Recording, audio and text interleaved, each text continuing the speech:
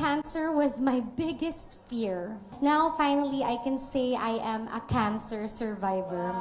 My name is Selena Dagdag Alas. I was a former sportscaster for the Ateneo Blue Eagles, also for PBA. I'm a wife, I'm a homemaker, I'm a believer of Christ. Now, finally, I can say I am a cancer survivor. It was in the early months of 2021 when I was diagnosed with a very rare form of cancer called gestational trophoblastic neoplasia. Back then, I was very much shaken. I remembered walking out of my doctor's clinic, falling into my husband Kevin's arms as I repeatedly cried, "Help me, God." You know, cancer was my biggest fear. And to have it in my 20s was a huge shock for me. So I began my chemotherapy. And naturally, with the strong medication, all sorts of complications arose. While I was doing chemo, tumaas po yung liver enzymes ko, bumaba po yung hemoglobin ko, bumaba po yung white and blood cells count ko. I had rashes, I had unexplainable fever, had low sodium, just to name a few. It was a very hard time for me. Now, this is where my story begins with Barley. One of the people that the Lord used to encourage me during that difficult season of my life was my dear friend. You know, Ate Gemma was like a big sister to me. And it was through her that I discovered the use of JC Organic Barley.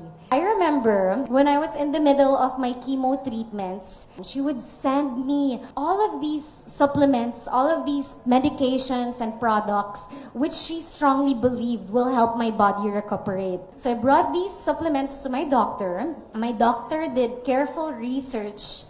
And you know what? The only thing she cleared was the organic barley. I started taking JC Organic Barley along with the other supplements that my doctor prescribed. And by God's grace, I saw great improvements in my body.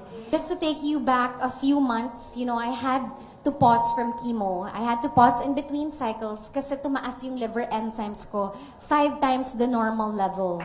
Ang taas-taas ng liver enzymes ko noon that my body needed to rest from chemo. It was my body's way of demanding rest kasi malakas yung gamot.